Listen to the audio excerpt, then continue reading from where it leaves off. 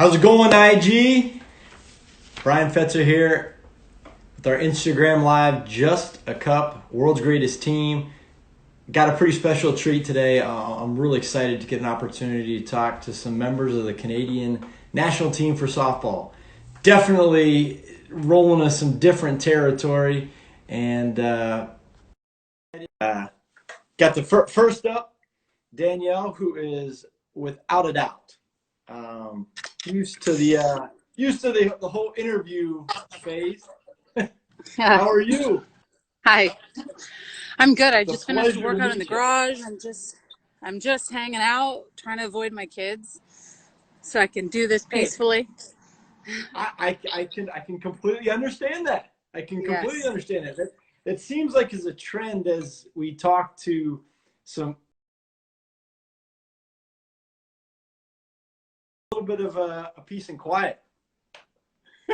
Yeah, the only time I get that is usually when I do work out. So I've been learning to work out for like 3 hours a day now, and I don't mind it. Just I hang out in love the it. I garage, love it. leave mommy alone. I love it. It's amazing how people now have all these garage gyms. Like I would it's pretty I'd be nice. struggling if I didn't have something. We'll just say that with this situation right now, it would be hard because the weather's inconsistent. You can't always get outside. True, true. So Now, I'm lucky. are you able to to get some work in? I mean, you're a pitcher, Hmm. so do you have any home devices that you can use to kind of work on your pitching? Honestly, no. And Hmm. that's totally okay. When I decided to come back and do this 3 years ago, it definitely took some time to get into it, right? Because I had been retired since 2014. But the muscle memory does come back. So for me right now, to be able to take this time to just work the body and not so much have to focus on pitching every day, I'm Right. 100% at peace with that. And when September comes and I need to be ready to go, I'll be ready to go. You'll be ready to rock and roll. So, I Hmm. mean, you mentioned it. I was going to ask you about. I mean,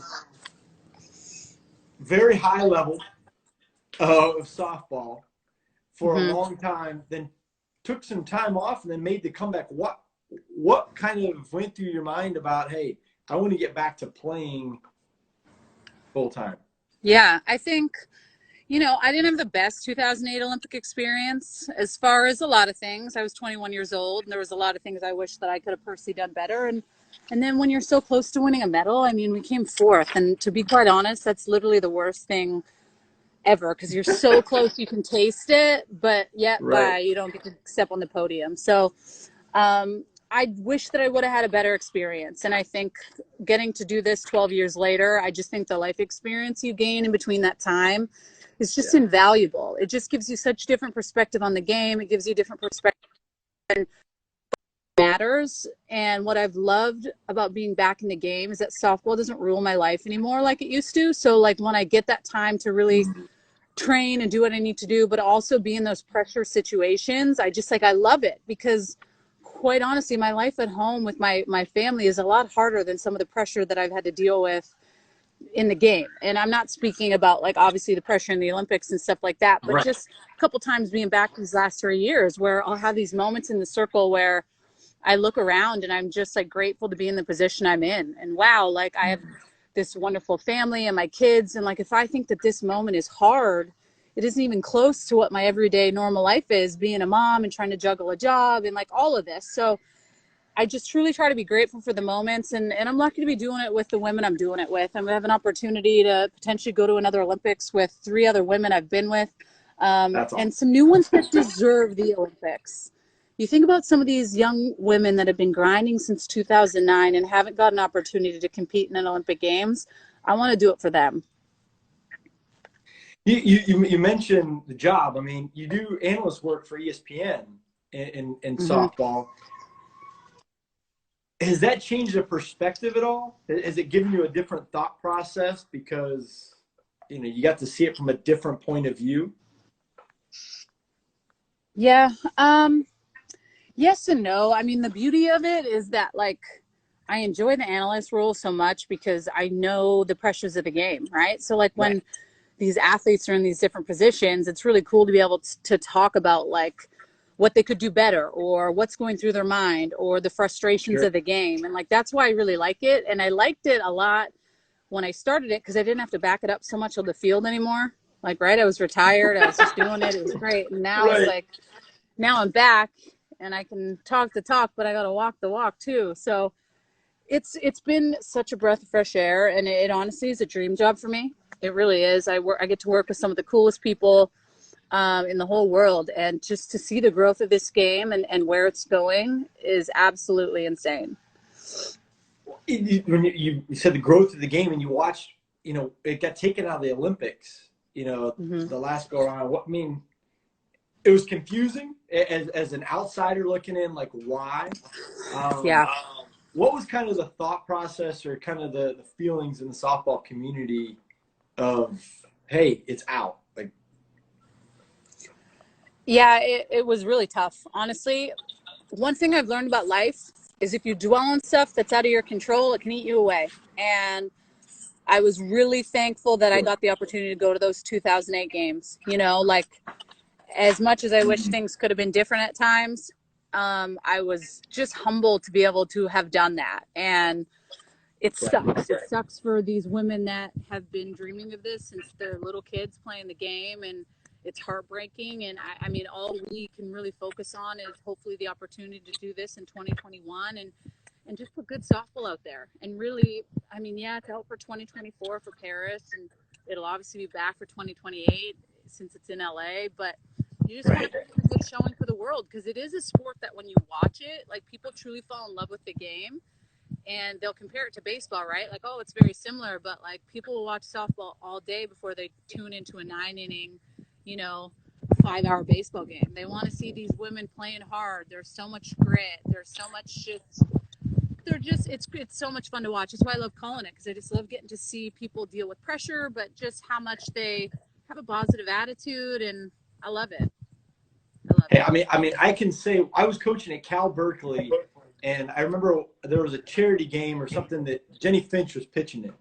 Mm-hmm. And I was kind of standing out between practices watching her throw, and I was floored at how fast that ball got in. And as a pitcher, yourself, I mean, how do you guys get to do that? Like the drop balls, and I mean, the motion on the ball is crazy. Yeah, lots of reps, man. I mean, it's crazy because it's like I don't have not all my pitches are perfect. Spin's never perfect on stuff. Like I've been able to play with people like, for instance, Kat Osterman, best drop ball in the game. I've tried to learn for her to teach me how to do it. I mean, stay in your own lane. That's what I've learned. I'm not a drop ball pitcher like Kat, but I want to try to learn from the best. But every pitcher just kind of owns their craft and what makes them unique. And you just think about players like that, like Monica Abbott just blows cheddar, I mean, she's throwing 72, 73 miles an hour. Player like Jennie Finch, who was just idolized by so many people, including myself. I mean, I grew up like wanting to be like Jennie Finch. I mean, this beautiful woman playing the game. She threw hard. She was always smiling. She was always connecting with her fans. And I just think that was something that I really valued, the fan piece and how she really just carried herself, not only on the field, but off the field. That's such a huge thing, especially now that I have 2 little girls. I just truly think that that's really important in everyday life. Just be a good person, How has your kids kind of looked at, hey, mom's back playing, she's she's trying to crush it? Well, what's their thought process? What do they think about it? Yeah, the littlest, she doesn't know what the hell's going on. She's mad at me every time I leave, and that's why she's in her element right now, because I'm home and I'm not going anywhere. Right. My oldest knows, and I think that's been the coolest thing with me going back is, I started out talking to the national team the summer of 2017 to go to the tryout camp in January 2018 with Audrey, who was 9 months, and Maddie, who was 3. And to look at where they're at now and just seeing how, like, I've evolved, but how they have. Like, Maddie's seen me grinding in my garage, doing workouts, running. She'll come to my bullpens. And I love that piece because I feel like she's just definitely learning, like, hard work pays off, but she's starting to love it a little bit, right? So she'll start to just be like, oh, can I try? Can I do it? Can I run with you? And I love those life lessons. I started playing at a very young age and learned stuff at that age. It's really hard. If you want to be great, it's really hard. So I was fortunate. Yeah. Well, I mean, I think it's awesome. You had mentioned like To looking up. go. I mean, she gets to be around. She gets to be around incredible athletes all the time, and role models and women that she can look up to. That's got to be pretty special as a mom. It is, and that was one of the reasons why I wanted to live in Seattle and not live back at home in Canada, because the impact that my university made on me, not only being so lucky to help a team win a national championship, but the friendships and just that environment was something that I wish that I would have got the chance to grow up in. So I think for me, it's really about being able to be here and connected and take my kids to big time events, football games, women's volleyball, women's basketball. Like they walk into the UW locker room and it's like nothing to them, right? Because it's home. Like that's what they know. And people that idolize players like Sis Bates and all these different athletes, for my daughters, it's just, they're just regular everyday people. They give them a hug. Hey, what's up? And I just think that that's just so important. I love it. I love getting to go there, go to games, take my kids, and just crazy to think how much time flies, you know? No, that's awesome. It's an incredible opportunity without a doubt. I wanted to ask you about, you played professionally over in Japan as well as here. What's the biggest? Obviously, the Japan is so softball, baseball crazy. Why do you think? Yeah. Why do you think that's the case? As opposed to the United States is baseball crazy and softball crazy, but not on a broadcast standpoint. But in Japan, it's a different world.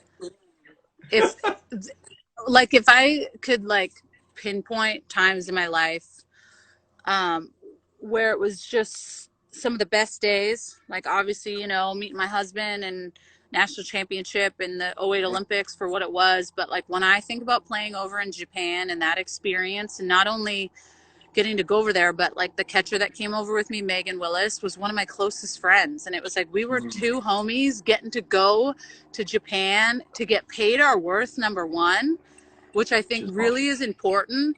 But just to see the work ethic, to just see how much they truly put into it. Some of these women, like softball, allows for them to have a better life forever. If they play in these pro leagues for, I think it's 6 to 7 years, like they're set for the rest of their life as far as always having a job with the company, families are taken care of. So I love that part of it, right? So you just truly see how much it means to these athletes for the day in and day out. And what's crazy is these companies have these leagues, right? Like we played for Toyota Shoki, and every single day these women would get up and go to work at the company. Megan and I didn't have to, but they would go work from 7 a.m. to 1:30 every day, and then we would go and we would do practice for anywhere from 5 to 6 hours, and that was the daily for them. So you just have a new respect for the game, and it also allows for you to see like why Japan won the gold medal in 2008. They're fearless, and their work ethic and the reps that they put in is far greater than anybody else in the world. Do I think that they are going to win a gold medal in 2021? I think we're going to give them a run for their money, and I think other teams are. But man, in '08, they were fearless. That's awesome. That's awesome. Hey, Yeah. It's. I mean, I've seen some of that footage of Japanese softball, the softball league, and it's just impressive. It seems like it's a fun environment too, like from a fan standpoint. Which I know the baseball stuff so cool. Like when we got to go to those baseball games, they had a lot of the fans like that for softball too, but just not as many. But I think that was the coolest part, going to I had a friend that played for the Tokyo Giants, so we would go and get tickets to his games. He was literally from where I grew up with my brother, and so we would go to these baseball games, which is so crazy, where you're like, oh, we're just in Tokyo together, like, can I come to your games? And just the fans, and it was so cool. And I'm hoping my kids get the chance to come to the Olympics and watch and just get to experience all of it, because the Japanese culture and everything is pretty awesome. Man, Danielle, I appreciate you spending some time with us and stuff. I want to ask you one question that I Sure. try to ask every single athlete I bring on. Yeah. And kind of closing is advice for a youngster. One that's coming up in sport. Like, what advice would you give them? You know, to kind of, if they want to make dreams and kind of get to the point where you've been. Yeah. You know, it takes a very selfless person to do great things, because you got to sacrifice a lot of things that you don't want to. Your time with your friends, your people, parties, everything. And my upbringing was constantly training with my brother and just working to this ability where you're always trying to compete not only with yourself, but people that are out trying to get what you want. And at the end of the day, it was like we were taught, my brother and I, that we want to be the best. It doesn't matter what we do. And you carry that work ethic into everything that you do, right? So it's like when I was training, it wasn't with the intent of trying to get a scholarship, because when I'm playing at 5 or 6 years old, I didn't even know that opportunity was there. But nowadays, these athletes know that. So it's waking up with that intention of someone's trying to come after what I want. And I got to be willing to try to work harder than them every single day to get that. And the one thing that I really try to relay the message to the younger generation is you got to love the stuff in the middle. You are never guaranteed the stuff at the end of it. I'm not guaranteed a medal in this whole process. I wasn't guaranteed a national championship. And so I've really appreciated the hard stuff in the middle, because that's not only what builds character, but that's your life, and you have to enjoy what you're doing. And I think sometimes it's so much pressure on athletes. You truly got to love it, and you got to embrace it and appreciate the hard days and rally and go hard in the exceptional days. But it's not always going to be rainbows and butterflies. That's okay, because you're getting better, but you can't always That's a reach it to the true floor.